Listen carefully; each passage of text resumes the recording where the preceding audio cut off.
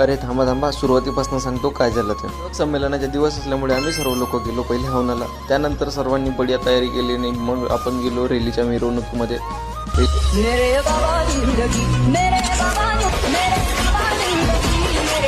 आता इथून पुढे खतरो के खिलाडी बघा कसे आहेत. तर यांना तर पूर्ण माहोलच बनवलं होतं बाबा तिथं.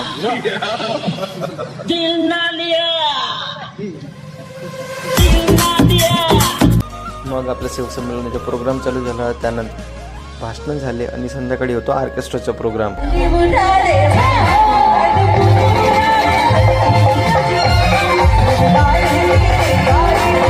या खिलाडीने माहोलच बदलवला. एकटाच गेला आणि एकटाच डान्स करणं चालू केलं रे बा तिथं.